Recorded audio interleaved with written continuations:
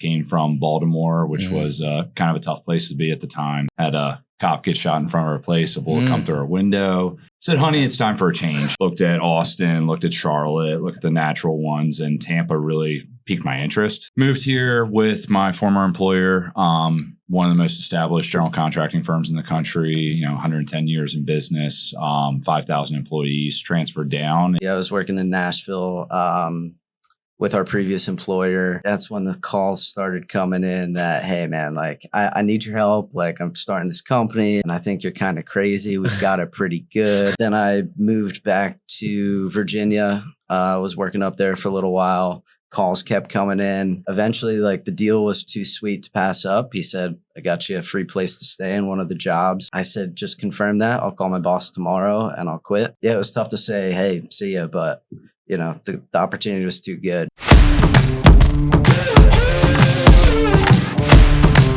Hello, you beautiful people. Welcome back to Talkin St. Pete. This is episode 54. So grateful for all of you watching here with us. It's been a tremendous year. Now we're rolling into season 2. I got 2 awesome guests here today. But before we get into that, I want to let you know that this episode is sponsored by Bogdan Homes. So if you know anyone here in the greater Tampa Bay area that's looking to buy, sell, or invest in real estate, we're here to help. Or maybe you're watching and listening to this and you don't live here yet and you want to know more. Please reach out, find our contact information in the description below. And we're also sponsored by... This episode is brought to you by our incredible sponsor, More Resources Insurance. Are you looking for insurance coverage that's as unique as the Sunshine City itself? Look no further. Moore's Resource Insurance is your trusted partner right here in St. Petersburg. Why choose them?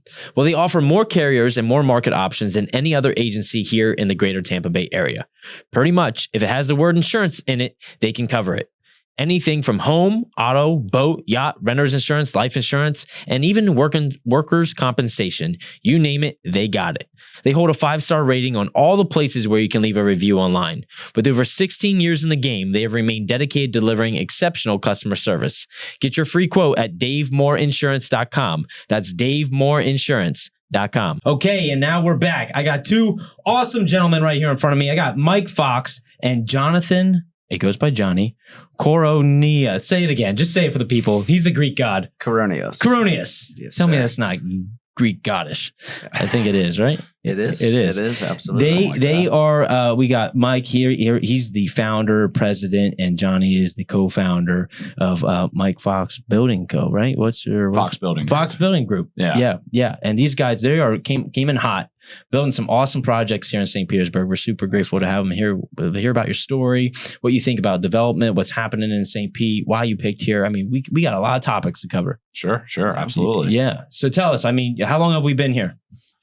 Myself, I guess I've been here since 2021. So, moved here with my former employer, one of the most established general contracting firms in the country, 110 years in business, 5,000 employees, transferred down and, went to paradise. Came from Baltimore, which was kind of a tough place to be at the time through COVID, kind of became the Wild West. Had a cop get shot in front of our place, a bullet come through our window. Really? Said, honey, it's time for a change. So, looked at growth markets, always had in the back of my mind, I wanted to be an entrepreneur, was maybe scared to take the jump.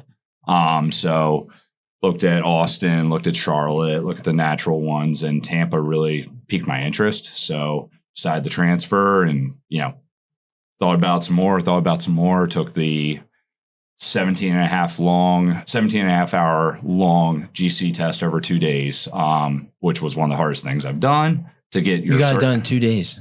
Yeah, it was 3 exams over 2 days. Oh, so, wow. Okay.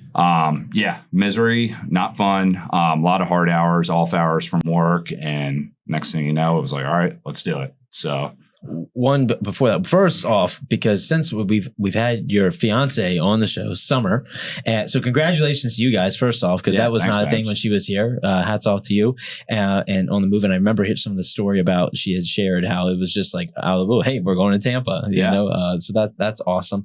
And so I wanted to touch on that. And then I'm curious, and then Johnny, I want to hear your story and how he convinced you to come down here as well. The GC process, I'm curious, like how hard was that and how much prep work up to that? So there's levels to it, right? Like there's certified building contractor, certified general contractor, which I am, and certified residential contractor. I'd got the highest license strategically to leave my doors open, right? Mm-hmm. And to grow my knowledge base. There was a lot of value add to that. But yeah, it's having experience in the industry, having I can't remember everything now. No, it's like right. Forever ago now, but it's being letters of references.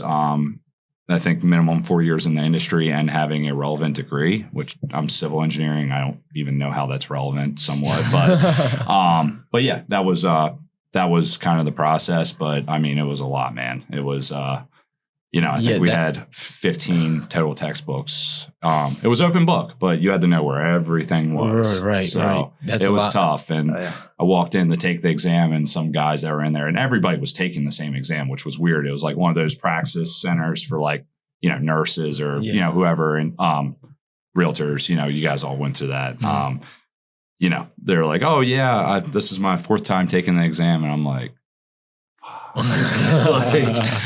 but got lucky, man. Yeah. Passed the first time, and here we are. So. Well, that's good. That's good. I know that's hard in 15 books of material. That's a lot. That's a lot. Dude, when he brought in the books and just brought them into one of our first offices, which was one of our first jobs, I mean, it was a 6-foot tower of books. So I'm like, dude, like, hats off to you for, getting through all that, studying, trying to build the business, from the ground level, while still kind of managing his other job before he left. It was crazy to see. Awesome, dedication at its finest. So Johnny, how did Mike convince you where were you living at the time? Were you up there in Baltimore as well? What's your story? How did you end up here? So I was working in Tennessee. I was working in Nashville with our previous employer. And I think that's when the calls started coming in that, hey, man, like, I need your help. Like, I'm starting this company. And I was like, man, I think you're kind of crazy. We've got it pretty good. Like, we don't need to leave. We've got it pretty good. Just, suck it up for a little bit. See if it gets better. You're in Florida. You should be happy. Everything's good. Then I moved back to Virginia. I was working up there for a little while. Calls kept coming in, and eventually, like, the deal was too sweet to pass up. He said, I got you a free place to stay in one of the jobs that we're going to be doing. And I said, just confirm that. I'll call my boss tomorrow and I'll quit. Sure as shit, he did. Sorry for cursing. No, that's okay. It's real. The next day I called my boss, had a couple bourbons because I was nervous as all hell. And, he hired me out of West Virginia. He also had built a good relationship with Mike. He was an awesome guy, kind of put me on the right path. And it was tough to say, hey, see ya. But, the opportunity was too good. I mean, corporate America is great. It taught us everything we, use to this day. So, I mean, hats off to them too. I mean, like Mike said, greatest construction company out there, taught us well. In the world, hands down. There's nobody better. Yeah. I can firmly attest to that, and hoping still there would be an opportunity to kind of, there's a couple of deals I'm exploring for some larger multifamily where I would potentially be an owner's rep on, we're talking $80, $100 million projects, but hiring back Whiting Turner would be the goal. Like, honestly, working with my boss, we went to lunch the other day and I was like, let's work with the tried testing team. And I know exactly how they will execute this project, how efficiently and how well they will really get this done. So that's really cool for both of you. I mean, it says a lot, and I love to share that story because having the courage to take a leap of faith when you're like, hey man, things are good. What are we doing? Like, we don't need to make this jump, but having a vision, right? And believe in it. And then it shows that if you can convey someone else to make that jump, it says a lot. And, absolutely. And I always think when you have the right partner, you can go further. Right. Sure. So that's awesome. So that's really good stuff. So still looking to do some projects possibly with them. What's been the hardest part, Mike, of this transition for you? Like, if there's like a thing where you're like, where do you start? Yeah, I was going to say, what's easy? Because, it was funny. I called Johnny on the way in. I was telling him about a new opportunity I'm excited about. He was like, don't say it. I'm like, what? The E word. And I'm like, good point. I mean, nothing's easy, right? About being an entrepreneur. This life sucks. Like, it is what it is. But you know what you're sacrificing now for the future. Mm-hmm. And, it's the hardest conversation at home. And it's times of not being present and, always wrapped up in something in your brain, calling him at 10 o'clock, 11 o'clock at night. We used to work till 2 a.m. You know, that's all the hard stuff. Nothing's easy. It's just a lot of figuring it out. Yeah. And, you know, I went from being a really good project manager at Whiting Turner and nothing I was afraid of in construction, but damn sure don't know anything about accounting. You know, I didn't know anything about, you know, hiring and building. Well, kind of learned how the building a structure of a company works, but there's no playbook for it. It's a lot of feel. You know, just making the right decisions and not really knowing if you are. Like, you have peers, and I think one of my biggest like selling points on Tampa for anybody who wants to be a young entrepreneur is, like you and I were talking about before, you know, Johnny walked in, is there's just a lot of first generation wealth that's been built here with entrepreneurs that are willing to tell their story. Grab coffee with you. I got coffee. I mean, I'm still getting coffee. I get coffee and lunch every day this week, but like, that's all I did in the beginning, even before I made the jump, and just picking people's brain and people that are willing to share their story. That's the coolest part, is how open it is, how entrepreneurial and friendly St. Pete, Greater Tampa Bay is for that reason. I never, no one said it that way before, being first generation entrepreneurs. And I think that's a good way to think about it, you know, because it's not old money. No. It's that new Who's money. from here? Who's been, like, very few. And there is people. And even those people are good people. And but you know, it's it's funny because outside of the show, most people I know are not from here, but somehow on the show I found a lot of locals. Sure. But they're all still very open. They're all still very excited, and they know that they can attribute the community to their success, and they are welcome, and they want to support. You know, local, keep St. Pete local. It's a real thing. Yeah. And these self-made entrepreneurs, like, they want to share in, like, beyond knowledge. Like, Johnny, you got a free place to stay in a project that we built. Like, you know, it was a building that apartment building we were renovating, and, you know, that was a salt of the earth move. Yeah. Fast forward, we got our first office. Didn't have to pay rent for a year. That was incredible. Yeah. You know, from a gentleman, we come to find out he's very established person here, but, you know, he did that as a salt of the earth move, and now he's my landlord. And it turns out he's a bongo player for the Beach Boys. He's just had this incredible life. His wife has a book coming out. Like, you know, just super cool people that really want to, you know, they see other entrepreneurs trying to make it in their shoes. Like, how can I help them? And I'm just blown away by it. Like, God has blessed me, and there's no other way around that. But, like, I think it wasn't a mistake that it happened here in Tampa, because, you know, Tampa Bay, it's amazing. It's booming. It's coming. So, Johnny, when he's calling you at 11 p.m., are you excited? How are you handling that and fielding that? It just depends on the day. Sometimes, like last night, I was walking a job. It's 8 o'clock. I called him. He's at a networking event. I was excited to talk about how good the job looked, which was the place that I was living in that, you know, one of our clients gave me for free. You know, so some days it's different. Some days are like, it was a crappy day, you know, and sometimes there's late calls that aren't great. What do we got to do tomorrow? Like, how are we getting through this problem, or what are we going to do? Whereas sometimes the calls are great where, you know, we just did this. He had a meeting. We got something done during the day. We passed inspections. Like, there's a lot of good and bad. Yeah, you're riding the roller coaster. Yeah, it's a roller coaster every day, and sometimes the mornings start hot and good, and then you fail a couple inspections, or someone doesn't show up. It's a constant battle, but I think Mike worries a little bit more than I do. I'm a little bit more lax about everything, and so I think that our personalities and the way our minds work kind of balance each other out very well. So I try to talk him off the ledge a lot. I've been his Dr. Phil for the last 10 years, but it's been good because we both feed off of each other in different ways. So it's awesome. Like, yeah, I don't know if there's anyone in the world that I've spent more time on the phone with than this man sitting next to me. But you know, it's good. It's good. We have good conversations, bad conversations, but it's always real. We're always trying to grow.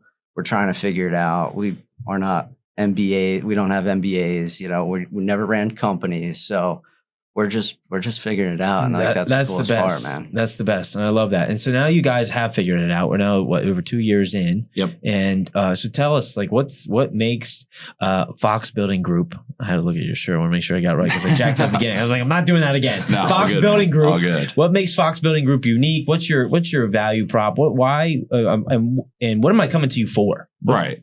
No, and it's bringing a high level of skill and expertise in the building industry as a whole down to kind of where we're at. And it's been honestly shooting fish in a barrel opposed to our competition. Like people ask me all the time, like, oh, well, what's your competition doing? And I'm like, I honestly don't know. I know what I know from the high level. I'm trying to, unfortunately, have to dumb it back a little bit, but I tell these guys all the time, play like we're going to the Super Bowl because we are. Yep. We might not have to do some of the things in, our level of organization, documentation, and processes, but those processes we did at the $100 million, his case, $500 billion with Google. Those level of expectations that, Mr. Sergey Brin had at Google, we're still applying here at our level. And you do have to back it off a little bit. And that was kind of the harder part, was taking it back. Like, yeah, I don't need a 1,000 line item budget and track every cost item at a cost level accounting level. Like, maybe I can start to lump these things or whatever it is, not have a million QC checklists. Like maybe we can kind of consolidate this.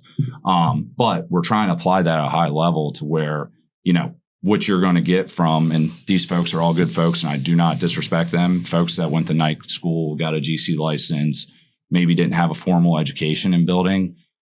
They definitely do not do the things that we're doing, but we're doing them and applying to them and providing that value to our clients, because that's what makes you successful. To make sure a building does not leak, you have leaking windows and you're getting sued, or you have major cost overruns that weren't accounted for just because the builder does not know the work, isn't experienced in the work.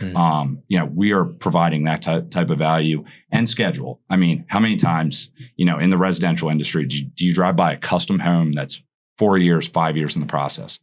That's embarrassing. They're not making money, or they're just stringing along their clients. If I'm building a custom home, I want to be in and out 18 months. I do not care what I'm building. I even set a date on my contract for my probably end up being $3.5 million bill, just construction cost.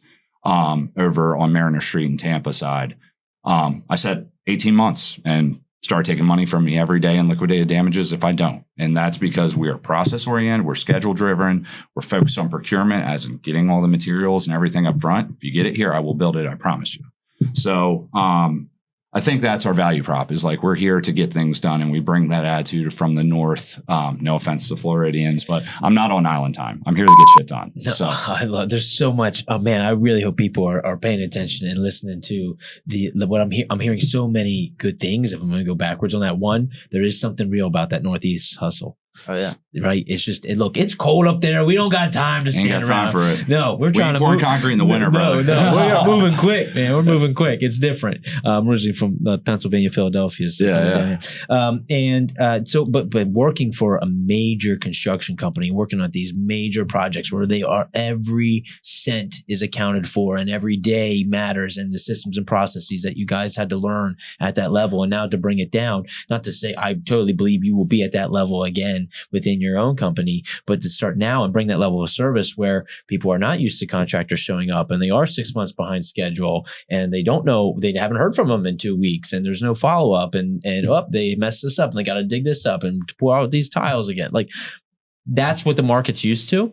And so what I'm hearing from you guys is like, look, we have a process, a system. We're used to doing this at a high level where this could cost millions of dollars if we mess something up. And so to now start over and start with that foundation, I think that puts you even ahead of the company that you worked for, because most likely they didn't start with that level of expertise. Sure. And, you hear all the time, like, and I had a client that, we had a long conversation the other night that had some design professionals, architects, engineers that were behind. And, I'm like, he's like, what do you think, Mike? Why is that happening? It was somebody brought in. And I'm like, from what I hear, they took on too much work. And I'm like, well, that's bullshit, right? well, you took on too much work, then staff it accordingly. Do your job. Yeah. Like you got hired to do a job. You made a agreement. You looked somebody in the eyes. You shook their hand that you're going to do a project. We'll staff it accordingly. Hire somebody.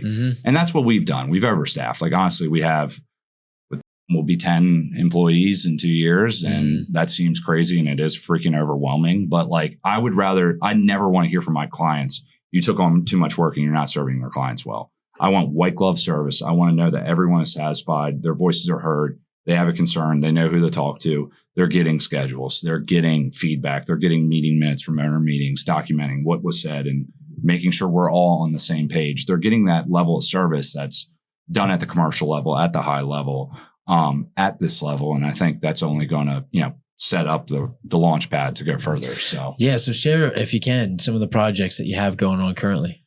I guess starting on the commercial the list. Yeah, commercial-ish side, multifamily. We're doing Strum Place townhomes, 6366 Central Ave, St. Pete. Saw that one. 12 units, right? 9 there. The other townhome, and that is with Backstreets Capital and J2 Developers, Jay Miller, Will Conroy. Guys are, they are a top-notch group. Also working on the Nolan in St. Pete, the condo tower that just topped out. Congratulations to those guys. Yep. It's going to be an awesome building. Yeah. Yep. Amazing group to work with. Hope to work with them in the future. They're doing a lot around St. Pete and really making change in our community. The 12 townhomes over in Tampa, great developer, Ani, CEO of Glow Tanning, his residential project. It's 12 units. Build a rent model there as opposed to condos. Those are going to be built and sold over in St. Pete. But he's betting on the Palmetto Beach neighborhood on the water. I love the neighborhood, and I don't want to talk about it too much because I need to get some dirt, and I have my eyes on a lot because I think it's really going to play out. It is in a floodplain, but what isn't? Right. Yep. You get up high and dry, there's nothing to worry about. Worry about your car, sure, but there isn't as much to worry about in new building design that puts you above the flood elevation. Custom homes, we have some pretty, high level clients, like to keep that discreet. But there's some folks that if I'm allowed to share when we're all said and done, we can share. Yeah. But, we have a 7,000 square foot custom home over by Lake Ellen in Tampa, one on Mariner Street, 6,000 square foot. Those are going to be beautiful. I mean, one has $600,000 worth of glass in the house. Wow. So yeah, that's awesome. It's special. Yeah. It's different. It's a statement. And the one right across the Howard Franklin will be the first thing you see. So that client has definitely made a statement to welcome to Tampa. Right. Yeah. So that's cool. Mixed in a bunch of spec there. Just picked up my first development project. Well, done some little things. I did a flip in the beginning, added some square footage, did like a master suite addition. Just picked up a lot over in St. Pete on 21st Street that I'm building a new home for myself, building my own new home because we got flooded in the hurricane. But like my first really put my name behind development besides my personal house, 2 lots over in Davis Islands. So super, very hyped about that. Yeah. Working with a really good mentor who's a large custom home builder in Nashville, who's one of our mentors. So very, very excited about that. That's a lot. Yeah. That's a lot. As soon as you said, break out the list. Not there's 15 plus more that are ongoing right now. I mean, and all on different timelines, different schedules. Somewhat. Yeah. It's permits, man. I mean, if you want to talk about the biggest headwind in the construction industry we're facing is the building permitting processes. And what Pinellas has 42 AHJs, municipalities, just in Pinellas County alone. It's all challenging. And you can't sit here and just blame the city, right? We've experienced exponential growth. How do you account for that? How do you staff up on the city side to meet the backlog, to sustain it? I don't know. I don't want to be in their shoes, but you need sustainable urban planning or else you run into everything's delayed, slowed down. You can't, it stalls growth. It slows us down tremendously. Like it's, some jobs are 6 months into permitting, some are even longer. And, we don't want that to be a bad reflection on us because we're pushing as much as we can. But if you get drawings that are incomplete, it goes back to kind of the design team. But then there's also that fine line of, are we doing our job enough in the client's eyes where they probably see it as we might not be? But, it's it's a whole thing right now. Yeah, it puts us like in this like shitty middle. It's like I don't design anything. Yeah, like right. you know, I provide design feedback, but I'm not an architect. And almost wanted to have in-house architecture, but we're working with good folks for the 90th percent of it. There's folks that are dragging, and I'm not throwing out any names, but you know, there's always going to be that. there's always going to be challenges, Yeah. right? But it's something that's outside of our hands where people are wondering why jobs aren't starting, and it's like it's municipality, it's design professionals, but you know, we're all human. We all make mistakes. Yeah. So I wonder if this like is there some because then you know we have to AI. Is there some AI process that the city can implement to speed that along? Not that say there's now, but something needs to be built. You know, in terms of streamlining some things for them. Like, but I don't know. Sure, eventually, but no, it's ever evolving though. Yeah. I mean, there's 2023 FBC Florida Building Code that just came out in December. That's a whole new wrench in here. So now we have a layer and review. And I wish I had it was a builder that has a good like has education on his socials that said something really good the other day about it. It's like as a municipality grows, you have layers of review, and the drawn out permitting process is because of the different layers. Mm-hmm. Like, if you have an expanded natural resources review within zoning went from one zoning official to natural resources, wastewater commitment, whatever it is, like all these different desks.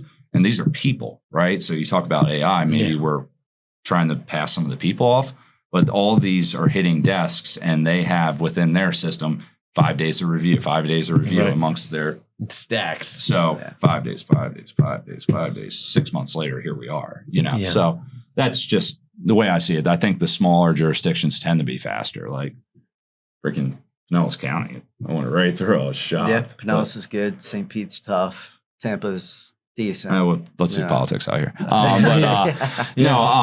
It's I don't want to blame anybody. Right? No, of it's course not, it's a of course bottleneck that exists, and it's if we're looking over the growth of St. Pete in the last 3-4 years, I mean, you couldn't predict that. No, who could have? Yeah.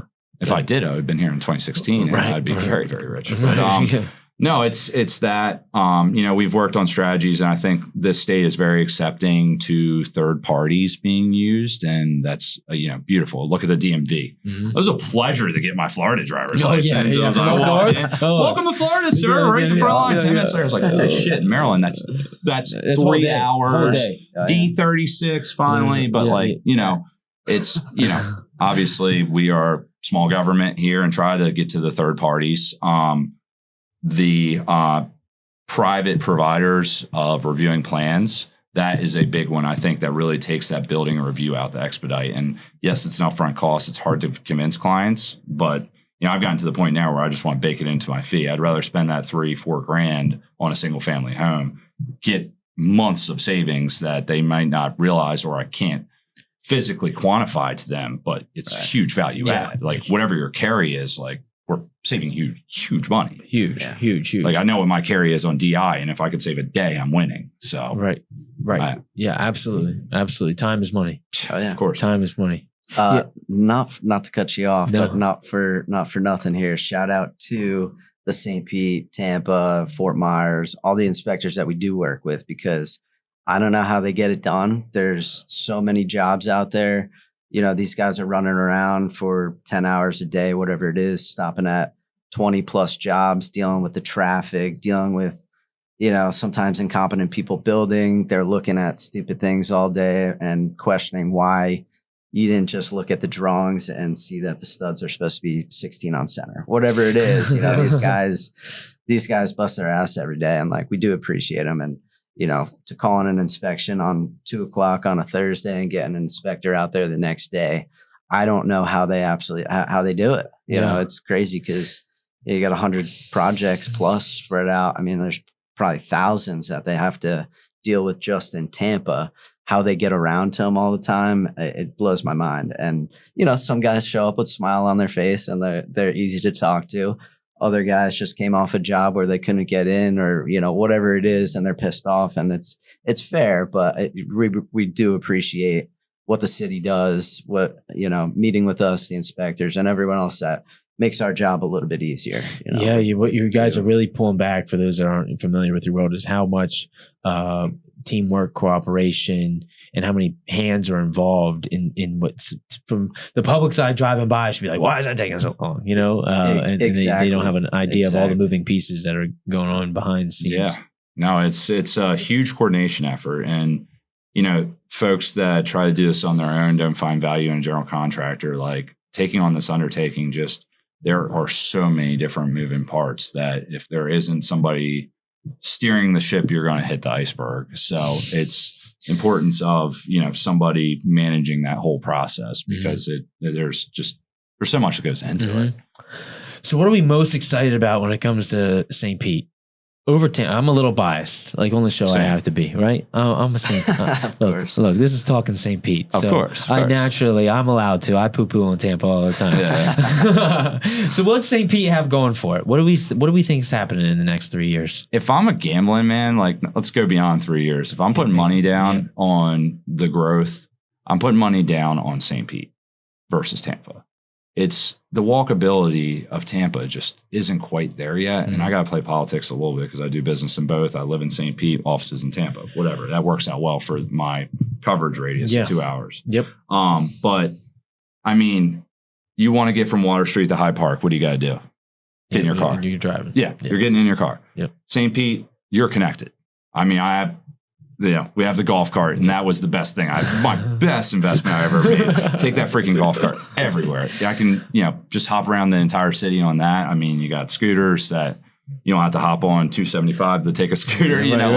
You're interconnected. Very, we have our bikes, whatever it is. The walkability score is exponentially higher, I think, in St. Pete, which allows for that growth. I had a REIC event last night with an economist that was talking about how we were down low on ULI's the emerging markets report, which dictates all of the emerging real estate markets. I think we were at 30th, and I believe it was Greco asked him, what can I do to elevate Tampa? And I know we're talking Tampa again, but it was like all about walkability, and he saw from 30th to 15th to 7th, and it was like over 3 years. But yeah, it's I think that whole bringing it together is just way easier on St. Pete. It's just push down central, right? Like take up as much waterfront, which it's going to push out, continue to. Obviously, the airport's a whole debate. The trop development is amazing. Hopefully that all plays out well. But just keep pushing towards the beaches until we connect bay to bay or bay to the beach. Yeah, so. I think that's why it's inevitable. Right. As we push down central. Thoughts on the airport? In what perspective? Visually, I love it. There's nothing cooler than going to the dock forwards, riding your bike on the pier, having a plane fly over. We went out on the paddle boards the other day and just laid out, watched the sunset, had planes flying over us. There's nothing cooler, right? From a development perspective, what's the logical of waterfront real estate? Like just reality. Yeah. What are those sites worth? Like, what do you think, Johnny? I mean, totally agree. It's awesome to have it there, but it's prime real estate. It's kind of got to go. Yeah. What stimulates the economy and drives tax dollars and revenue? If we're looking from that, however, what keeps St. Pete special as to why they like that, right? You look at those buildings that were not built right up to the water there. Vinoy is not built right up to the water for a reason, right? What was it? Was it 30 some miles? I can't remember. One of the reels, we'll share it again. There's of how much waterfront that we have direct access to, which makes St. Pete more special in that sense to Tampa because you're not built right up to the water. Sure. Yeah. And we have all that water access, all even through Gulfport, right? So you have that whole peninsula that you have water access to. And I think you lose a special thing in the air, pun intended, if the airport goes away. I do agree. I love to see more development in the South. Like South St. Pete has a lot to go, and people are making investments, and some of our partners are too, and we're planning on being involved in those projects to really drive some nice mixed use multifamily. But I think the South is more logical if you can maintain the airport. I mean, I'm not to walk it back, but you're right. I do agree with you. It does make it special, and it's cool. Yeah, imagine going to the pier and you look out to the right, and that's just all buildings. Yeah. changes it. It changes the whole thing. Like there's something about, like that's why people like downtown St. Pete. That's what drives that. The condos here, why people want to live there is because I know I can walk down to the pier and I have that. And there's a nice little prop plane flying overhead and I'm looking over the, and it's not building straight Our up. whole Like, frontage is a park. If you think about it, like, rode my bike from. how different would it be if that wasn't there? Yeah, true. It loses a lot. Like True. you go out and that is filled with people all year long, all the festivals and things that happen out there. You think about even the Grand Prix using part of the airport for how much economic growth is that? And not just like the park never changes. The park will never change. I will put my feet down on even that. For the airport. Yeah, and I do agree with that. Yeah. And I love from a dollar. Yes, if we're just going to look at where can the city maybe make more money, but where does the city lose money because people. It's like goodwill, right? Can you really put a dollar amount on it? Sure. I don't know. That's my thought. I'm also biased because I plan on getting my private pilot's license and I want to fly out of that airport. My best friend's a pilot and we've flown out of Clearwater primarily, but I'm like, just please let me know a good day and we're going to fly out of Whitehead. I got a buddy that took me out of there once and just to take off there and then you come around over the Skyway and coming down into St. Pete and land. Like it's so cool. Yeah, we did the beach side recently and scared the shit out of me, but then I realized he was a pro as he started going through everything. I was the only one watching. He was like, we had a problem with the starter this morning. I'm like, dude, you don't need that to land. Yeah. But I mean, it is cool, man. I love the hangar there too. It's a good spot. I don't know. Now, I'll be the first one to sign a petition to keep it. Yeah. I think I'd back it. Yeah. I think it's for, I brought this up maybe in another one. When it comes to human behavior and what we do, what makes sense always financially isn't what we will do, right? Yeah. Like, I was just saying, so there's a book called The Psychology of Money. Have you ever read it? Put in my notes. Yeah, it's a good one. It's a really good listen, good read. And he talks about how we launched a satellite or some kind of instrument all the way out to Pluto. It took 8 years to get there. And we got it there within 1 minute of accuracy, like 99.99999% accurate. But we can't predict the financial markets because of human behavior. And to the point of like that, like you can't estimate what someone's going to do or like what's a good financial decision for Johnny and what's a good financial decision for you can be different because of how well do you sleep at night. Sure. On paper, one would make sense over the other, but if one keeps you up, so that's how I feel. Like I'm comparing that to something of any staple that is like why people are there. Like on paper, you're like, oh no, but the city could make so much more money if we developed and did all this. But it is the psychology. And I mean, dude, I look at this negotiation I just went through. It's a little bit incestuous how much I've hired my friends in my company, but I'm bringing on Johnny's my best man, my wedding, my best friend in the world. Like prior to this, always would be, even if he didn't do it with me, but I'm bringing on another one of my best friends, my college roommate. We worked together at Whiting Turner, lived in my dad's basement for 6 months till we can afford an apartment, even shitty Baltimore for $600 each a month. But we worked together at Whiting Turner for 3 years there, building multifamily. He went back to New York, where he's from, or just Jersey outside of the city. That was a big negotiation with him. And it was like, in my mind, entrepreneur side, I'm like, I'm making you an offer I would never make anyone else. Like I am giving you a small equity share earned in my company that I value at something that I wouldn't even talk about publicly because I'm betting on myself. I'm an entrepreneur. Yep. But like his whole safe psychology that I'm making X now and I have these benefits versus this, unbelievable offer, I think, to anyone else, and Johnny and I had to really think about what we'd offer, but it's just, what you know, and it's all psychology at the end of the day. And, he'll look back, I hope, in a year and be like, holy shit, dude, thank you. Like, well, that's it. That's the part of leadership is painting the vision. Yeah. Right. And getting people to back it and believe in it. I mean, you think of any of the great companies, it's the vision. Why do people follow Steve Jobs and Apple? All right. Amen. You read that book, by the way? Oh, yeah, of course. Walter Isaacson. Yeah. Just finished him and Musk. They were good, man. It was so good. And Jobs was extreme. But people believed in him. He's dick. Yeah. But look what he did. What did all the, kind of all the interviews go back to? That visionary, he wouldn't have been the person he was if he wasn't, he would not have accomplished. We would not have the iPhone at this iteration if it wasn't for how he was. So it's like, what's the balance, right? And like, that's why I kind of take away, like Elon, same way, he's a dick.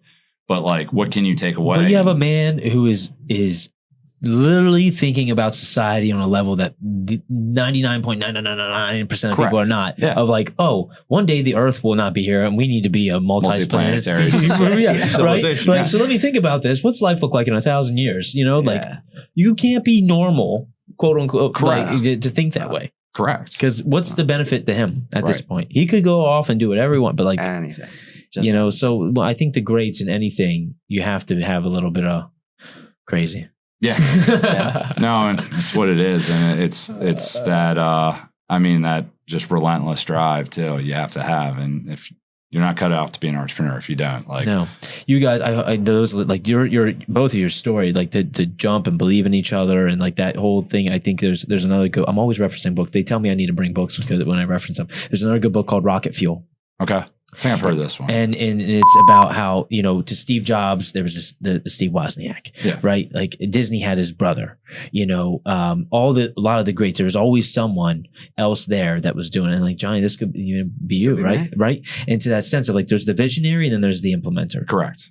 Right. And you that's the rocket fuel. Right. Because if the visionary, like that's the small details, all the other things that get it, like that's not necessarily the strength, right? You read Traction, right? Of like, course. Yeah. Like that's kind of the playbook there too, right? And that was hard to conceptualize because like I was told by every business advisor I could talk to, like read that first. And you and I read that in the beginning. Oh, yeah. But you know, it was abstract concepts now, but now we're starting to like, okay, or abstract concepts then, but now it's like we're trying to now you're running into it and you see it. The core that, you know, the visionary and the integrator, like that is how it goes. And I think that's the structure you and I have established, that he asked me why I'm thinking a certain way and like, dude, just like come back down to where we're fucking put your feet back on the ground. Yeah, like, you know, we want to make a big hire. I don't want to talk about it too much because the interview's tomorrow, but I've already kind of I know I'm going to hire her. Yeah. Well, by the time this comes out. But it was like kind of where my thought process was in growing the company and connecting with the next generation.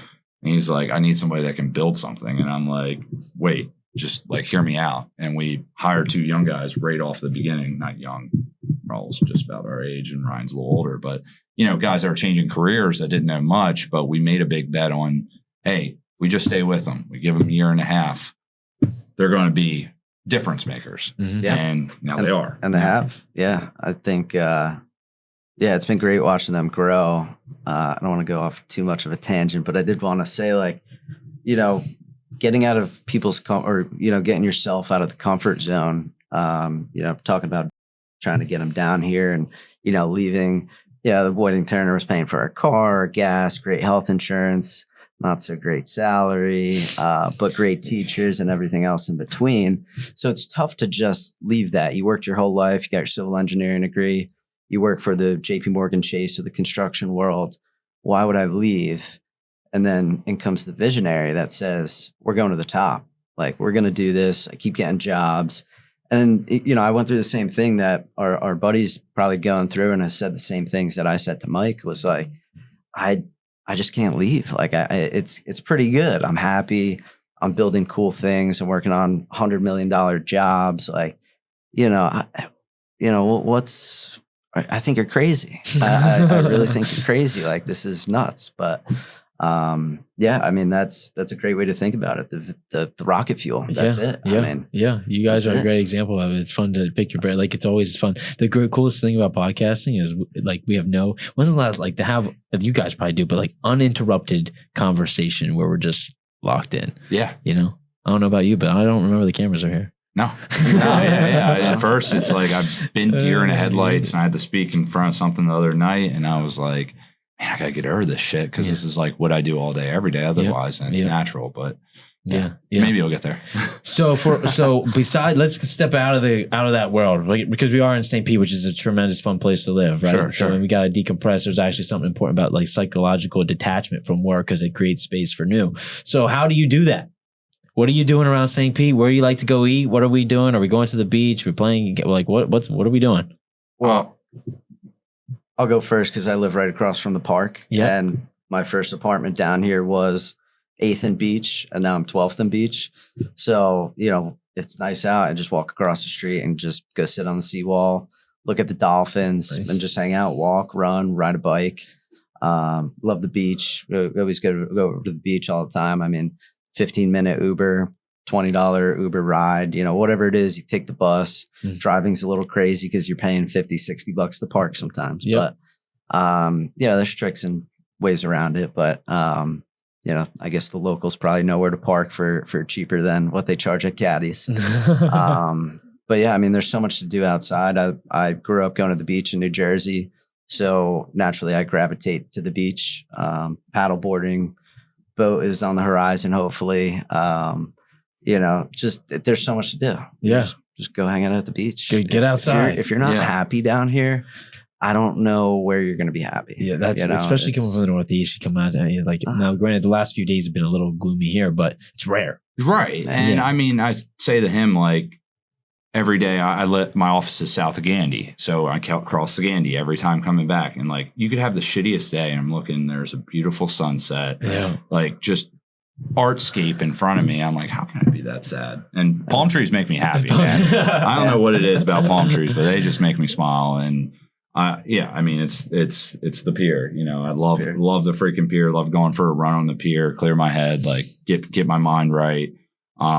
Go to the rooftop of my building, like any of that. I mean, just being on the water. I mean, I think we have that. What is it, like the hydrophilia or whatever? Like we're humans gravitated to the water. Like, I mean, it makes you happy, and it's real. The environment that makes you happy, why not live there? Why wait till you're 65 and struggling to get around and move? Like, do it now. And that was the logic in moving, and it's played out pretty well so far. I know I'm much happier than being -8 in Baltimore right now, even though the Ravens are going to absolutely stomp out the Texans on Saturday at 4:30. Come watch, everybody's welcome. But that's the only thing I probably miss of it is Baltimore Ravens, otherwise, and the Orioles. But otherwise, I'm good. You're good. Yeah. So where are we going to eat? Well, I guess one of our favorites that we tend to hit a lot is what? I got to play politics here, so you go ahead. The old glass noodle down on Central. Yeah. Not being hungover on a Sunday spot. No. St. Pete food scene's improving. Yeah. Improving. Mm-hmm. Got to chase Tampa. Tampa's got it blown out of the water right now. That is no doubt. Yeah. No doubt. 4-2 is great, by the way, if you ain't there yet. That place is banging. We did our holiday party there, and we had like a 14-person table outside. It was freaking 4-2 is awesome. Steaks bang. Yeah, I had the Wagyu. Oh, it's so good. Yeah, the Wagyu. Yeah. Number 1, 4-2. Just I love a good Italian spot. Grazie's great, man. You get the bada bing there. It's freaking awesome. Bonu's awesome. Good vibes there. Yeah, I haven't been to Concrete Jungle yet. I heard that's good. Otherwise, there's Birch and Vine's good, actually. I'm a big steak guy. I look at places. Stillhouse. Urban Stillhouse. Incredible. I forgot about that place. That's awesome. Horse Soldier did an incredible job. Great job. Yeah.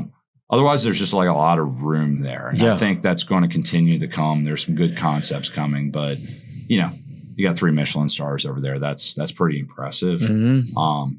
I think we'll start to get some notice, but we just got to get some good chefs and it's a different food scene here. Yeah. It's a little more laid back right now. Yeah, but that's why I love any of the going out scene. Like you got dressed to the nines in Tampa. It's a certain vibe. Like here, I'm joggers, like t-shirt. Yeah, and you can have a great meal. Yeah. Yeah, but you don't have to worry about what get dressed up. You don't have to get dressed up. I'm There's chilling, no dress code. Yeah.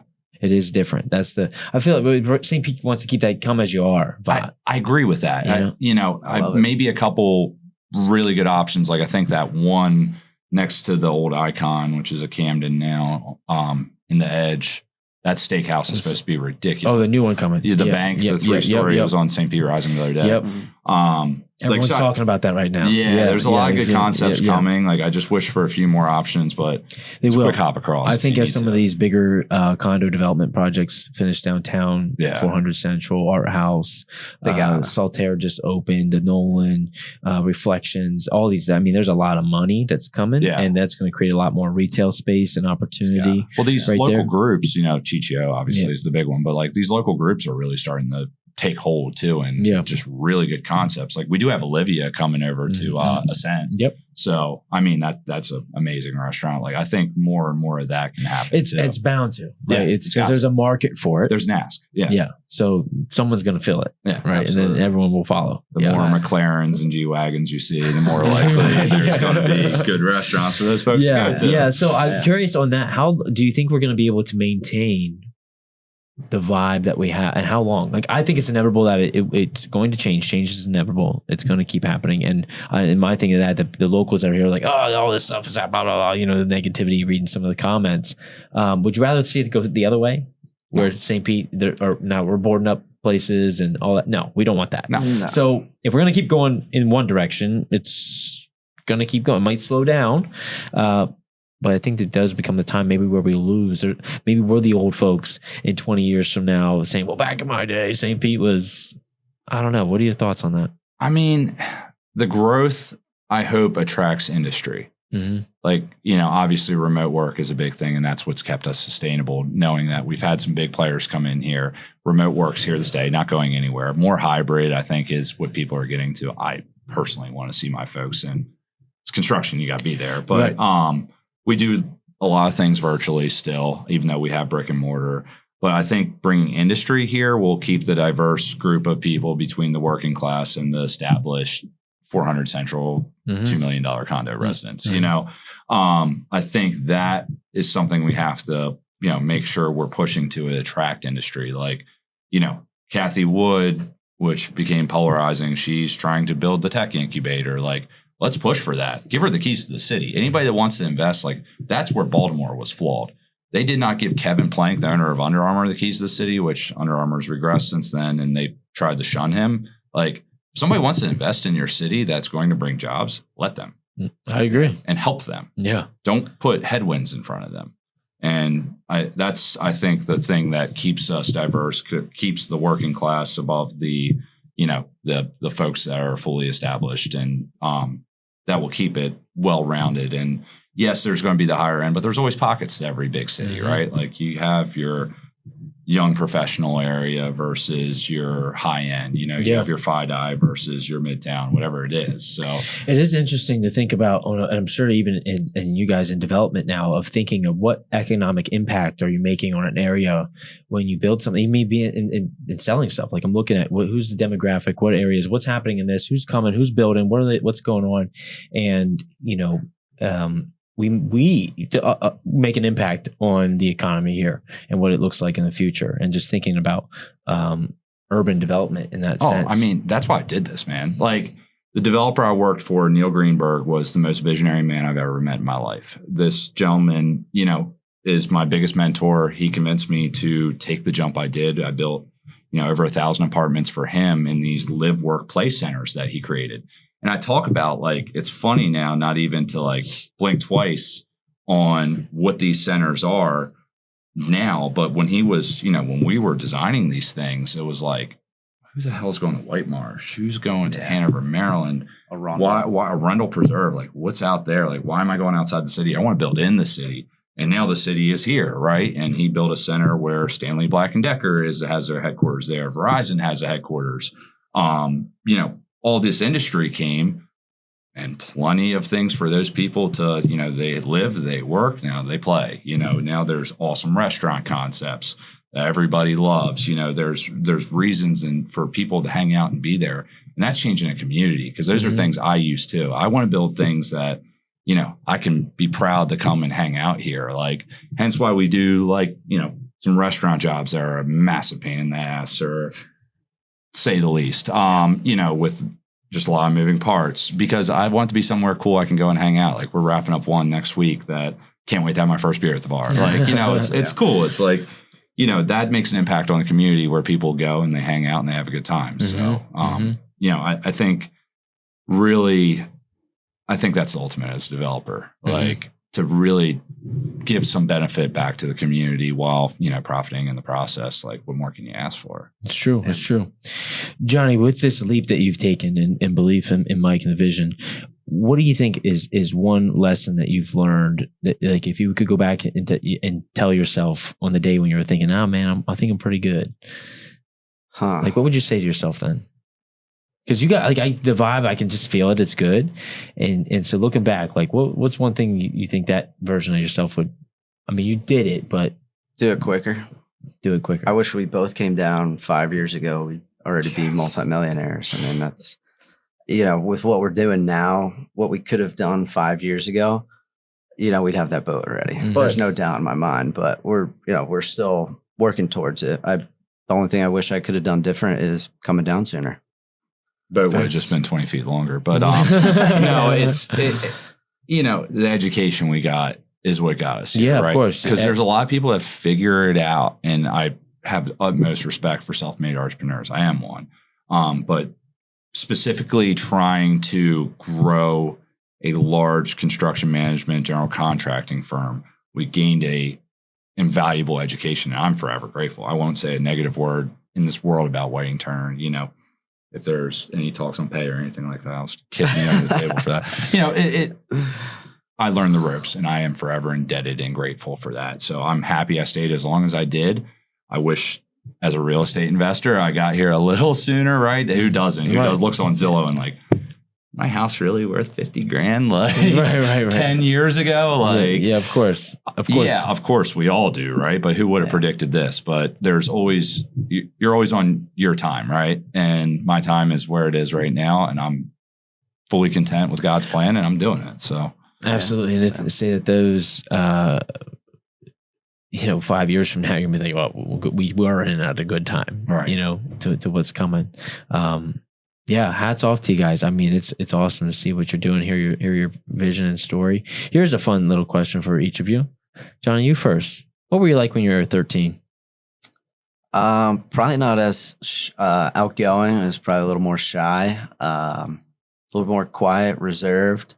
And I think going to school at West Virginia, joining a frat, a couple of companies that I worked for and with, just kind of brought me out of the box. And now I'm Johnny. Johnny Good Time. I like meeting people. I traveled a lot for work when I was doing a data center down in Tennessee. So I was flying just about every 2 weeks, whether it was coming home to Baltimore or Virginia at the time, going back to see my family in New Jersey, or going skiing or wherever else I wanted to, because I could. I would pop up at the airport bar, just talk to any random strangers. I'm always passing out business cards. Now, even more so, back when I was still working for Whiting Turner, I was doing that with hopefully the intent to get a huge job one day. And that's still the intent. But when I'm sitting at a bar or something now, a restaurant, and I'm passing out business cards, it's, still looking for those clients, but looking for investors, subcontractors, architects, engineers, all that in between.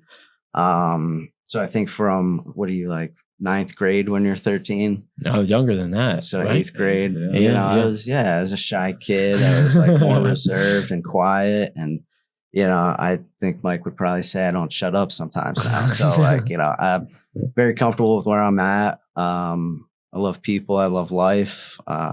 It's good. Short, it's sweet. You gotta live every day. You gotta enjoy what you're doing.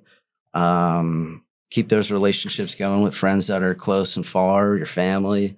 You just, you're always reinventing yourself. Live every day is the biggest thing. I mean, some days are going to be shitty. Some days are going to be great, but at least you woke up and you're walking around, so grateful every day. Just I have my whole team. We practice gratitude every day. It's super important. Mike, what were you like at 13? I think, to mirror what he said, I was a shy kid. I didn't really, I didn't hit my stride, I feel like, until college. And as much as bashing on Greek life goes these days, like, kind of made me a man. I kind of had a little bit of, my dad did everything he could, and, so did my mom, but like, had a little bit of a rough childhood. Not gonna lie. Still fucked me up, and I'm unfucking some of that still, but part of my French. But, not to testament my parents or anything, or detriment of my parents.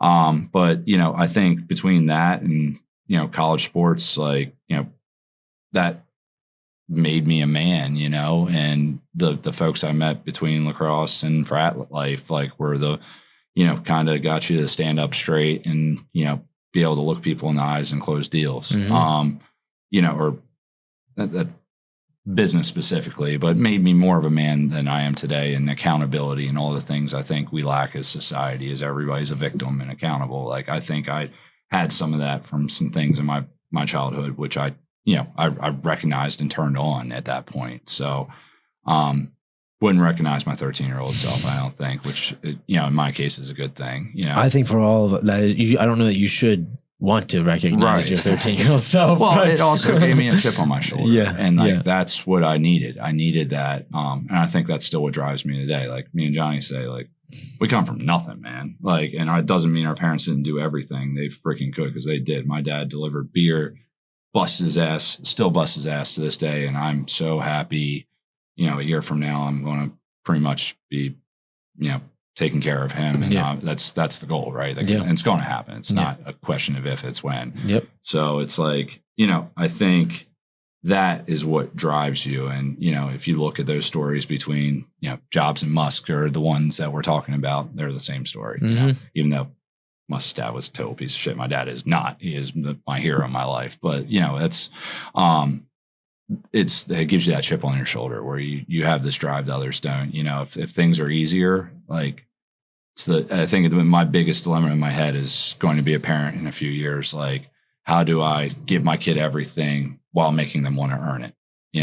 I don't know how to do that. And I think that's the biggest paradox. That is the question that comes up. Yeah. Because I know what worked for me, but how do I tell them I'm not letting you go through what I went through? Right. That is a weird thing. I mean, you hear so many people talk about that. I don't know that there's a... fucked up rich kids, Yeah. Yeah. No offense to it, Yeah. I was talking to my buddy the other day who has everything you could ever ask for in the world. And he was like, sending my kids to public school. And like, I'm like, dude, who are you? But I was like, I get it, man. Like, get out there and get your face thrown in the dirt a little bit. It makes you hungry. It makes you hungry. Makes it does. you hungry. 100%, man. Yeah. So I'm for it. Anyway. I'm for it. No, it's cool. It's always fun, and I like to ask that question because it puts you in a different frame of like, what do you really think about the journey that you've taken to get where you are here today? Really brings you back. Did we miss anything? I mean, you guys' story is awesome. Anything that people should know that we didn't cover? How much time we got? How much time you need, man? No, I was about to say, if you guys want to talk about medicinal mushrooms, I got a little bit of time. No, not side selling, but a little thing I got to plug in. Yeah, go Lion's ahead. Mane and cordyceps, and I know it's catching on now. Yeah. Holy shit, changed my life. Tell me more about that. Okay. Used to be Adderall guy, right? I had a candy doctor when I was a kid. Let's get into the fucked up layers of that onion.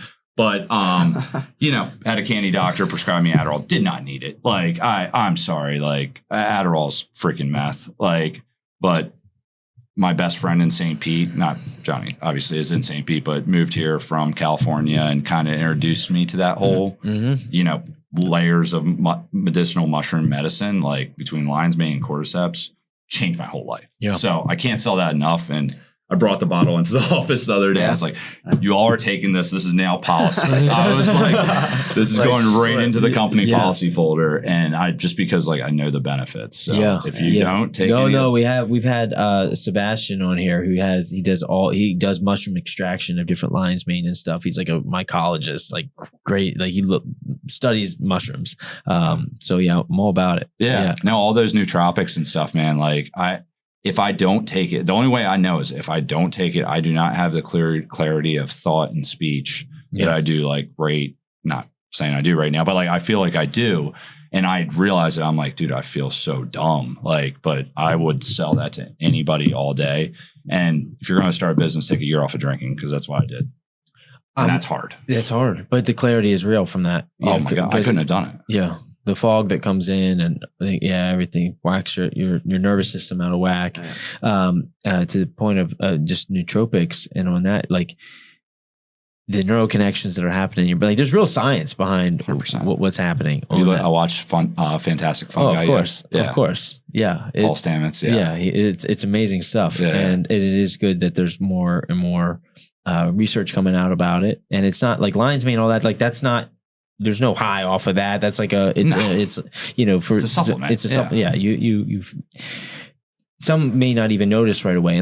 I don't feel like you would notice unless you're in an activity where you're really using your brain all the time. Like you have to be really dialed in to know, okay, well, I'm feeling a little more clarity here. Get in psychedelics, but I want to stay financeable with my banks, so I gotta not do that. But no, I mean, no, it's true. I mean, it provides that clarity, and I mean, all the different benefits from. That's what I was gonna add. So, because I know some people on Adderall and all that, where maybe they don't necessarily need to be, or they do, like they have that ADD or whatever, and that's what they go to, and not finding something that's a little more natural to supplement. But I think there's a real gift with having ADD of that nature when it comes to entrepreneurship, because how many things are you bouncing through in a day? Oh, dude. Right? Can't even count. I mean, I think I took 10 phone calls on the mile that it took getting here. 37 projects. I don't even know what our latest. I don't even know how many jobs I have. I mean, I'm starting to stress now. I know my phone's vibrating. I put it down. I was like, dude, you're already thinking it took an hour away from it. What's going to be happening? No, I get it. That's what's special about this time. But it allows you to juggle like a lot of those balls, and like that is like, I feel like I'm not really great at anything, but like the one thing I would maybe say I'm above average in is just being able to know a lot of different things going on at once. You know, kind of where everything is. Like you ask a job, I think generally I've been a lot worse recently because I'm starting to step back. I'm kind of, you know, delegate and elevate, you know, a lot more sales and estimating. Still involved in the major problems, but I trust these guys. You know, we have a good team. The only way you're going to get to the next 100%. level. Yeah. I put way more on Jonathan now. There's going to be a lot more on our next big hire, Eddie, too. And these guys are the team that make it happen, you know, amongst, you know, all, I guess, nearly 10 of us now. So, yeah, I mean, you have to. Yeah. What's the vision? Where are we going? We're going to $1 billion. Yeah. $1 billion annual revenue, and we'll see where we go from there. Yeah. So we're going to do big projects. Yeah. $1 billion annual revenue, $100 million in profit. That's what I want. Yeah. That's what's happening. Yeah. So, it's clear. No, I mean, that's it. And we'll go from there. You know, that on the GC side, otherwise, you know, the development company is kind of, I think, a big part of my passion to transform this community that I love. So stay tuned for that. First couple projects are starting and I'm learning. Like, it's just a lot of trial by fire that, you know, my buddy's been pushing me hard, you know, wants to fund some of my projects that, look, dude, you do everything else. You just got to find a deal. So I encourage any listeners that are wholesalers or, you know, obviously, Ryan, we want to talk a lot more. Yeah. But, you know, anybody to, you know, a deal will find money. No, that's true. If you find a deal, you can find the money. You can find the money. But that is the hardest part. Like, and the execution side, like I know I have a firm grasp on that, but it's just been a matter of finding deals, understanding what a deal is, and then the whole financing portion, which I'm starting to get. So, and becoming financeable. I mean, after 2 years, right? Yeah. That finally, the realization that banks were calling me, I was like, finally. And so I had to fight that battle, you know? So. Yeah, no, we have a lot to talk about because I have a lot of vision myself on St. Pete and what's happening, and a lot of connections to what's happening out there. So we'll definitely touch on that off air. But we have gone almost an hour, gentlemen. It's crazy. Didn't feel like it. Yeah. No, time is flying by. Yeah. Appreciate both of you. Where can they find you? At foxbuilds.io. I know IO is a weird domain name. I won't get into that, but at foxbuilds.io. My personal's at Mike_Fox. Yeah. But no, at foxbuilds.io. Foxbuilds.io is the website. A lot under construction, a lot needs to be done with social, but like you said, it's a lot of freaking work. So getting ready to delegate that part because I can't do it anymore. No, you can't. As you should. Yeah. As you should. Yeah. Well, it's like you own something and it's hard to. Johnny's getting better at, but like one of our guys on our team, I'm like, dude, I don't know like what you do, like when you take a video, Eddie. like Shout out Eddie. God, yeah, shout out Eddie. But like just throw your phone in the trash across the room. I'm like, dude, I can't post this. Like, what are we talking about? But you gotta find a specialist. It's a tough mix. You gotta find a specialist. You know. Yeah. You have to. Yeah. You try to bootstrap as much as you can. Then you realize like you got to delegate some things like that. Absolutely. You got people who know their craft. You stay on your lane, let them do theirs, right? Oh, yeah. Yep. Right, man. Yep. If the people are still with us, what should they comment below? Where you want to build the next house or project? Yeah. One word. Winning. Winning. I'm for winning. Yeah. I'm all about it. I'm all about That's it. all I got. Congrats. Yeah. Congrats for making it this far. Good. Yeah, Good point. I Good mean, point. Really, from a year ago, what's it, January 18th? I mean, we were sitting in a studio apartment in our first office, building a job that should have fell down because it was so termite infested and 100+ years old. And now we're doing podcasts. It's pretty sweet. We got 20 jobs, Podcast, vision to go to multi-million-dollar $1 billion a year. projects. Yeah, I mean, it's awesome. Thank you for having us. Like, Yeah, of course. This is cool. We'll have you on again when we're talking about the next big projects that are going on. Yeah, awesome. I'm for it. Gentlemen, Love to have it was a you. pleasure. Yeah, man. Appreciate Thank you for guys. having us, brother. Yeah, if you're still here, comment winning. Check out these guys. They're the real deal. I can feel it. They're going places. So need a custom home. Reach out. Appreciate you. Love you guys, and we'll see you on the next one. Awesome. Yeah, man. That was Thank good. you. That was good. Awesome. God, I feel like we could have went for a lot longer, but I was trying to get a little more. Yeah, I was about to say.